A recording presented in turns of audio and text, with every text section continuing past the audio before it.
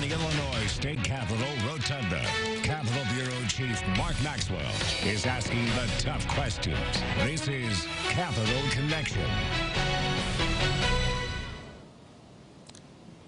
Welcome to Capitol Connection. I'm Mark Maxwell, reporting live from the Illinois State House on this Sunday, January 19. Today, the Illinois Senate elects a new president, and even now, Senate Democrats are mingling, preparing to go behind closed doors in about half an hour at 11 o'clock. When they emerge from that meeting, they will have elected their next leader. The vote on the floor of the Senate merely a formality. That's if all goes according to plan. The two top contenders right now, Senators Don Harmon and Kimberly Lightford, both angling for that top job. We'll hear from both candidates later this hour. But first, Senate President John Cullerton sat down with WGN's political reporter Taman Bradley to talk about his rivals, his challenges, and his allies, chiefly how Speaker Madigan has handled a number of scandals around his inner circle. Mike McLean, the former Madigan Chief of Staff Tim Mapes, Kevin Quinn, all men who've been the subject of investigations. Is Speaker Madigan responsible for the conduct of his lieutenant? You know, I don't think so. My experience with the Speaker goes over decades, and he's a hardworking, honest, tough guy. I've negotiated with him for years, 11 years as Senate President. You have to remember, nothing passes and goes to the governor unless each chamber passes identical legislation. So we've worked everything out, and to me, he's a very honest guy. He's friends with Mike McLean. I served with Mike again 30 years ago when I was in the House, but not recently. I don't deal with him.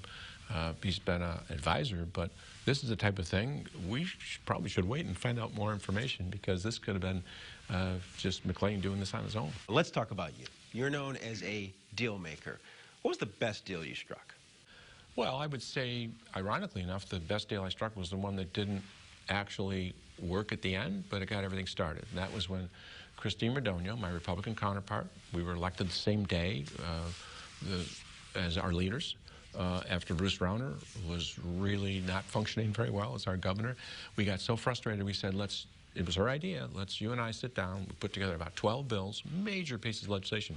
A tax increase for the Republicans to vote for, workers' comp reforms for the Democrats to vote for, and we compromised, and we started to pass it until Rauner pulled the rug out from under it. It led to her actually resigning from the General Assembly out of frustration, but it also led to us eventually overriding the governor with Republican votes, getting money and starting to pay our bills, and stopping the 2.5 years of just overspending that he really was responsible for.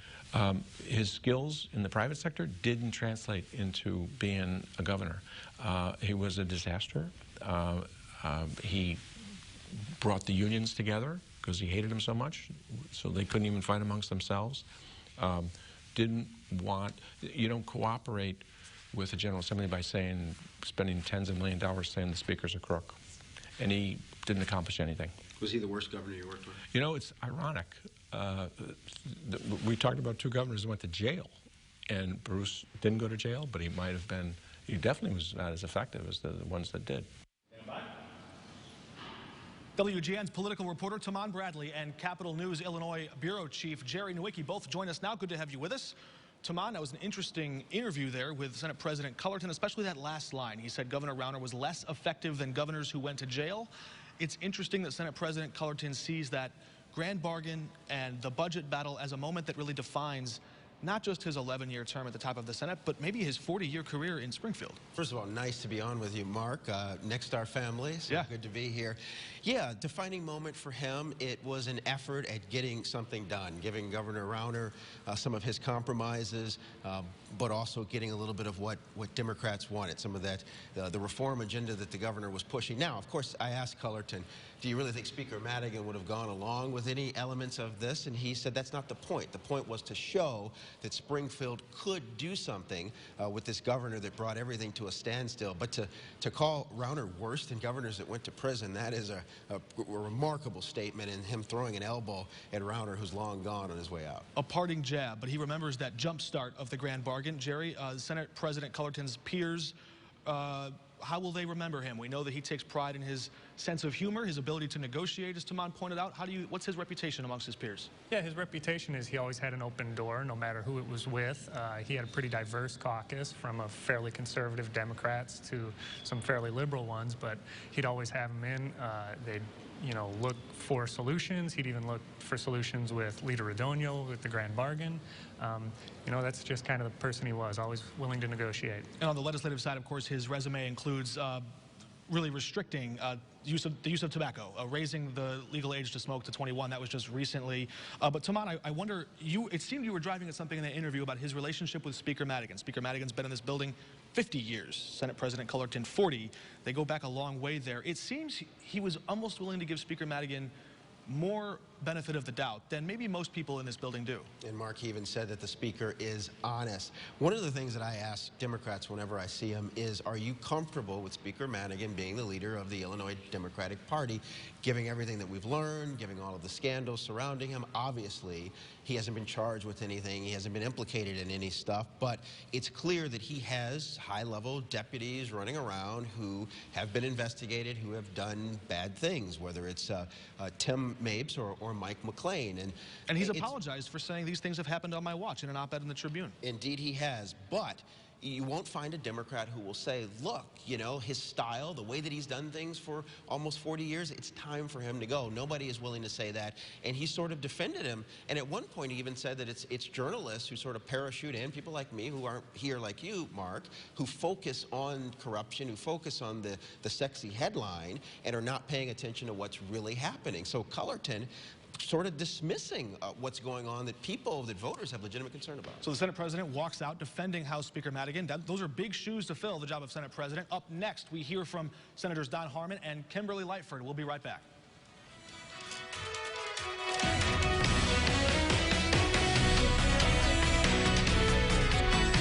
When we say every Culver's Butterburger is cooked to order, here's what we mean. Could I get a Butterburger? The Culver's Deluxe, please. Ketchup, mustard, pickle, and onion? Craig Culver, I'm going to cook for you.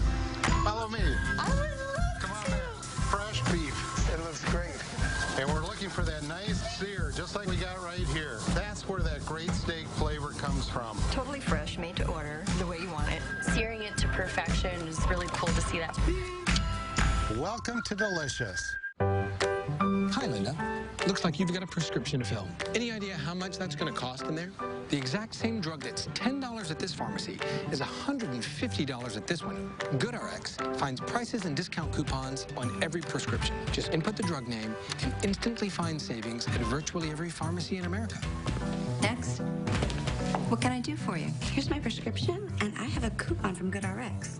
Nice price. Stop paying too much for your prescriptions with GoodRx. At Ostling & Associates, we handle bankruptcy and only bankruptcy. When you need help, call Ostling & Associates. There's only a $750 fee for single filing Chapter 7 bankruptcy. Bankruptcy questions? Visit our website at bcyhelp.com. An emergency bankruptcy can stop foreclosures, judgments, repossessions, utility shutoffs, and court proceedings. Call Ostling & Associates with 20 Illinois offices to serve you. Call Ostling & Associates now and stop the collection calls. Dear Cabin Fever, we've got the cure for your woes. Because when winter advises you to stay inside with tea and blankets, our available all-wheel drive says come out and play. Head for thrills in the hills and take the rugged road less traveled. Trust us, you'll feel better in no time. Doctor's orders, Toyota SUVs. Right now, you can get $1,000 TFS cash when you finance a new 2020 RAV4. Find yours at buyatoyota.com. Toyota, let's go places. Congratulations to Emily Mydell, Bismarck, Henning, Rossville, Alvin High School Senior Basketball Standout, and WCIA3's Athlete of the Week. Nominate your favorite Athlete of the Week at WCIA.com. Sponsored by Loman Ray Insurance Group. Reserve your booth space for the Lands Inc. WCIA3 Home and Garden Expo at WCIA.com. Click on Community. Saturday and Sunday, February 22nd and 23rd at Lincoln Square in Urbana. You're watching Capital Connection from the Illinois State Capitol. First time in Illinois' 201-year history, the Senate will elect a new president in the middle of a term. Senate President John Cullerton stepped down just as an FBI investigation into several of his colleagues was heating up. At least 3 senators are under FBI scrutiny, one of them who recently resigned, and a 4th under a state investigation. So I recently caught up with the 2 top candidates running to replace him to find out how they would lead the Senate while it remains under a shroud of suspicion. We need to make sure we instill and protect that integrity of the institution. We've had a couple instances where we don't shine as we should. Majority Leader Kim Lightford said she may adopt tougher rules in the Senate if new ethics laws don't go far enough. As a legislator, you shouldn't be lobbying other units of government. Or as a legislator, all lobbyists should be registered in every unit of government. That would have hit President John Cullerton in the wallet. He lobbied for his law firm's clients in Chicago's City Hall, and his critics said he went too soft on senators under FBI investigation. Would you have done anything differently were you in Senate President Cullerton's shoes to handle all of these issues? Well, I am angry and embarrassed by this entire episode. I would have pushed Senator Sandoval harder to resign more quickly. Even though he was not indicted and Senator Tom Cullerton has been, should he resign? Again, Tom Cullerton's case is a little bit different than Marty's. Marty is from the investigation. It seems very much tied to his work at the Capitol based on the raid of the office in the Capitol. I think those are different cases. Senator Sandoval already resigned. He can't vote. Senator Tom Cullerton remains in office and still can, despite objections from Governor Pritzker. Senator Lightford offered her support for ethic reform ideas backed by Republicans. Our Inspector General's office could have stronger authorities, and we ought to give them that and allow them to have a stronger structure. Absolutely, an investigation power as well. We heard from Senator Lightford there. She said she wants to see subpoena power from the legislative watchdog. We also heard separately that both Senators Lightford and Harmon would be open to using subpoenas at the Senate level to compel testimony specifically about this email about the rape in Champaign, that infamous email penned by then, back in 2012, Mike McLean. We're back again with our Reporters Roundtable. Tamon Bradley and Jerry Nowicki joining us. Interesting that both Senators Harmon and Lightford are trying to find the moral high ground, the ethical high ground here as they seek to replace Senate President Cullerton. How steep is that hurdle, Tamon, to regain the public's trust in Illinois? Well, it's going to be the challenge that the next Senate president is going to face. Lightford opening the door to the legislative IG having subpoena power, being able to launch investigations without the bipartisan group of senators coming together to do that. And then you have Harmon talking about expanding what is disclosed in financial form so that there's more information provided there. But with all of the various scandals percolating, that's going to be the greatest challenge for the next Senate president. And Jerry, we saw Speaker Madigan give a very different response. House Republican leader Jim Durkin challenged him to use subpoena power to hold a hearing to really put public pressure on Mike McLean. And the Speaker said, no, we're going to leave it to law enforcement or to Inspector General. That seems to be a clear difference between how the next Senate president might comport themselves. Right. I mean, with legislative investigation like that, you always run the risk of kind of making it a circus, type of media circus. But, you know, you could also compel the people that you subpoena to really give some more information on that. So in terms of the next Senate president, it'll kind of be a minefield. You know, there's no real easy solution to this. You got the state police involved and the attorney general, and somehow you got to get to the bottom of this. And do you run the risk of interfering with that? But also, is there some public trust that can be restored by simply making the message public, making it clear this kind of conduct will not be tolerated in the public building where people win our trust? These are public positions. Is there some merit to that? That's one of the questions they will have to handle. Also, just recently this week, a piece of news, Senate President Cullerton's campaign fund refunded $60,000 back to now disgraced and resigned former state Senator Martin Sandoval, who is at the center of this FBI investigation. The Senate president said everything was done legally here, but there's still what other use could a now resigned state senator have for that campaign money? May raise questions.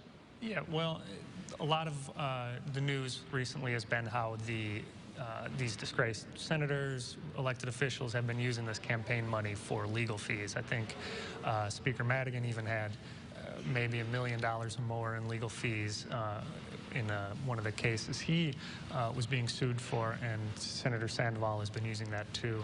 There's been some bills even in the legislature, probably won't go anywhere, but that would prohibit that action. Let's look at the race real quickly. Tamad, how significant is it, the symbolism or the historic significance of the Senate being on the cusp of potentially electing its first woman Senate president and its first black woman Senate president? You know, that matters, but obviously there are other black women in powerful positions in the state of Illinois, including the Lieutenant Governor Juliana Stratton. Mark, what's interesting is at the beginning of this process, so after Cullerton announced he was leaving, that Lightfoot appeared to be the front runner. She had the momentum, she had key backers, but then things changed. It looked like Harman took over control of that, and I talked to a Democratic senator who told me he had about 21 votes. This was a couple of days ago. That's still not 30, but Lightfoot was more in the range of 15 to 16, and if in fact Harman prevails, I think we will report that the death blow was the endorsement of Senator Emil Jones III. Him coming out for Harman, probably because it's an old score, as a source said, it's before my time, but his dad didn't care for Lightfoot. They didn't get along. He was, of course, and so that gave people the space to be able to go for Harman. And that was an interesting thing. We saw Senator Harman roll out these 7 senators that would be backing him. Both of them need 30. There are 40 Senate Democrats. One Senate Democrat also told me just before we go to break here real quick that all of us senators are lying to each other. There's this secret ballot process where there's all these games that go on, and we really don't know until they put the votes there on the floor, do we? No, you really don't know. And I think one of the lesser reported things in this is there's going to be a lot of play for this individual rank and file senators keeping more autonomy under the next Senate president. They don't want to be, you know, too subservient to the leader. They want to have some of their own committee powers and all of that.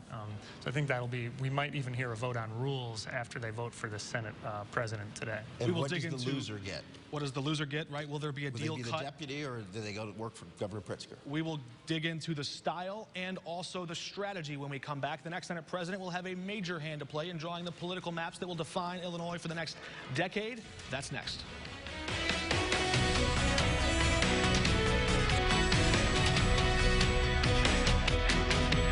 For most of us, the holidays are truly a wonderful time of year. For some of us, what we might find is that mom or dad or grandma or grandpa aren't doing as well as we thought they could be. Carriage Crossing is a senior advocate, and that means that we're here to help seniors and their loved ones find the services that they need, whether that's for services in their home, whether that's services as assisted living, adult daycare services. At Carriage Crossing, our mission is to help seniors live the life they love. I wrote 22 thank you notes to everyone at St. Mary's who cared for me while I was here. I was just impressed by the tenure, the attentiveness, the up close and personal attention I received from everyone. It's unheard of. The level of service that they provided me, they're providing every patient they serve. That means a lot, and I'm grateful that they're all here.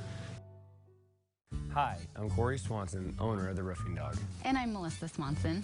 Being a family-owned business, we take great pride in serving each one of our customers. As our customer, you're an extension of our business family. Your roof is our responsibility long after the job is complete.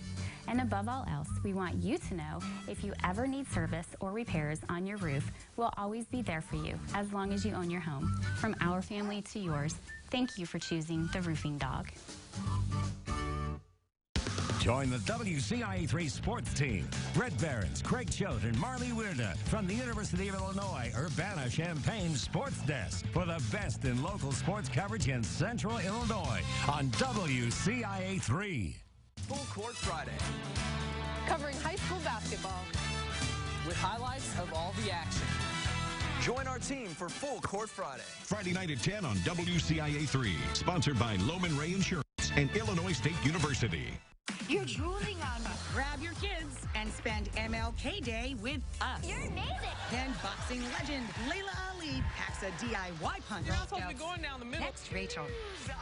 Monday at 3 on WCIA3. Find WCIA3 closings on WCIA3 and X49, online at WCIA.com or on your smartphone with the WCIA3 News or Weather app. WCIA3 Closings, your school and business closings headquarters. Sponsored by Lands, Inc. You're watching Capitol Connection from the Illinois State Capitol. Senate President John Cullerton will walk away from the peak of his political power as the second longest tenured Senate president in Illinois history. And he leaves right at the turn of the decade, just when the state is preparing to redraw its political maps that will divide up congressional districts, House and Senate districts across the state, and could have a major hand in tilting political influence in one direction or another. So I asked Senators Don Harmon and Kim Lightford, the two top contenders to replace him, this one simple question. Are the political maps in Illinois fair today? I believe so. I think the political maps in Illinois are unusually fair. If there's areas for improvement, I'm open for that. I know we're in a challenging time with remapping, with elections and the like, but that's when I shine the most. If you put the Illinois model to the test that the court applied to Wisconsin recently, we would pass with flying colors, where Wisconsin and other states clearly fail. All right, we get the response from both leaders there. Jerry, if we ask Senate Republicans, are the maps today? I suspect we may get a bit of a different answer from them. If you ask any Republicans, they're going to say no. The state GOP actually sent out a press release saying, you know, the two potential leaders should get on the same page with Governor Pritzker, who'd said he'd veto unfair maps, President Obama, who's called for unfair maps. So they were using prominent Democrats to say, you know, these two Who's called for fair maps. I don't believe he's called for unfair maps, but yeah. Pardon me, yeah, sorry.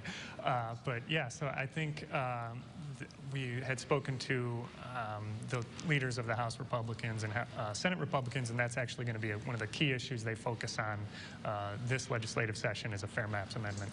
And Republicans, of course, reminding everybody that Governor Pritzker, when he was a candidate, signed onto a pledge saying that he would back a constitutional amendment to set up a commission to look at the fair maps. But Mark, I got to wonder if the progressive base in Illinois, folks who live around Chicago, because that's where they are in Illinois, right, want Democrats to push hard and just do what they do, because on the national level, when Republicans control Congress, they pack the courts with, you know, right-wing judges, and so in this instance, power for their people, right? And that's how so elections matter, and the state continues to elect Democrats, and so it's a sticky situation. It's hard to imagine, though, that we'll see a commission and that this will be done in a fair way. And in this next session is the last chance that the legislature would have to put that question to the people on a ballot. If they were to go that route, there's time is running out to really put your cards on the table and push for an independent commission or for a fair map. It could be a good political strategy. You could call it a compromise as Democrats push the graduated income taxes. You vote for that, but also we made this deal on fair maps. I just can't imagine it happening. Why would they do that? Because they control everything. When the rubber meets the road at the end of session in all big negotiations, the House and the Senate really both speak with one voice. It's the Speaker and the Senate President, and to the degree to which they choose to harmonize with the other voices in their caucus is really up to them.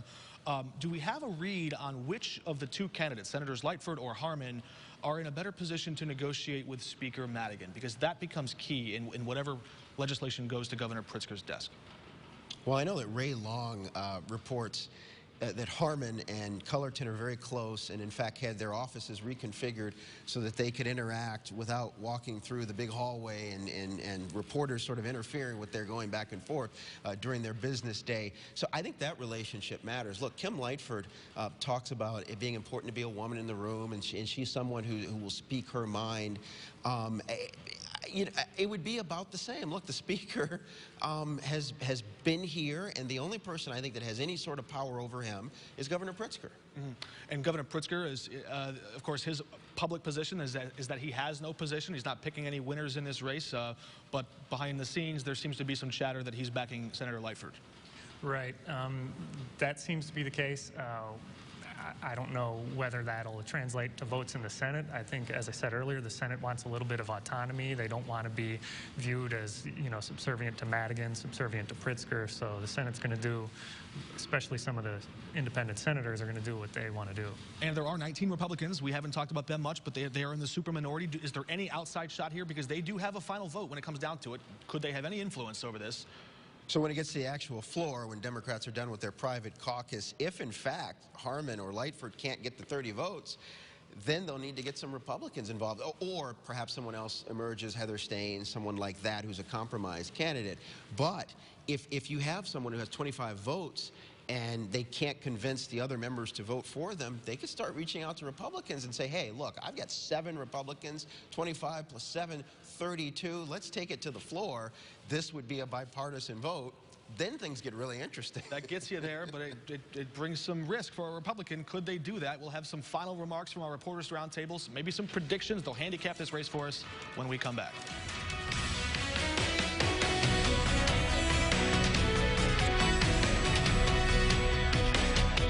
It's the extreme deal of the day.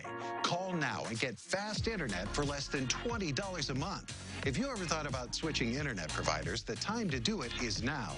For a limited time, you can get Access Internet 60 with speeds up to 60 meg and in-home Wi-Fi for only $19.99 a month for 1 year.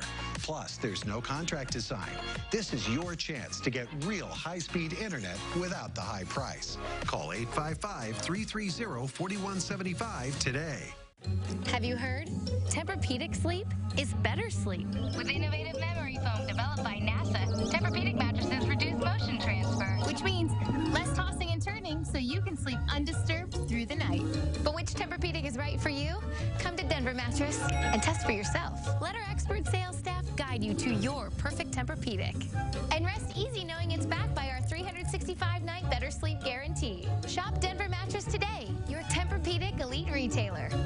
Winter's here, and it's here to stay. Blaine's Farm and Fleet has the supplies you need to stay warm, safe, and comfortable all winter long, like insulated hats, jackets, and gloves from top brands like Carhartt, Columbia, Zero Exposure, and Work & Sport. Fresh auto batteries, battery chargers, and tires for your car or truck. Help your animals conquer the cold with water de-icers, heated water troughs, and more. And keep comfy with an assortment of electric and gas heaters. Stay safe, warm, and protected this winter. That's genuine value from Blaine's Farm and Fleet. Fires during the winter are very common as people try to heat their homes.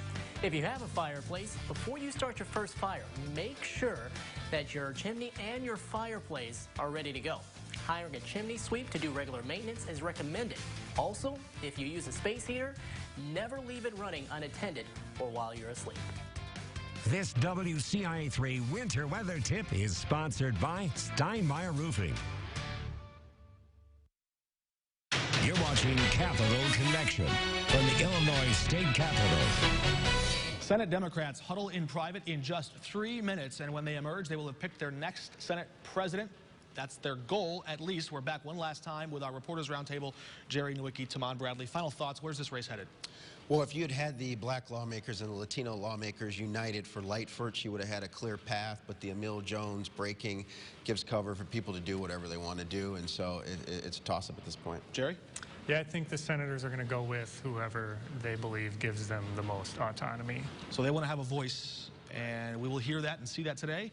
That's all the time we have here from the state capitol. We will continue coverage all throughout the day. You'll see that on Channel 3 or on your channel around the state. Jerry and Tamon, thank you for joining us. And we'll see you at the same time next week for Capital Connection. I'm Mark Maxwell.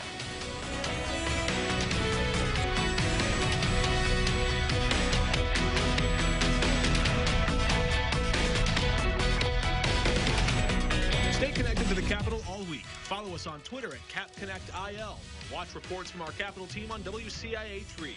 You can also find us on Facebook or WCIA.com.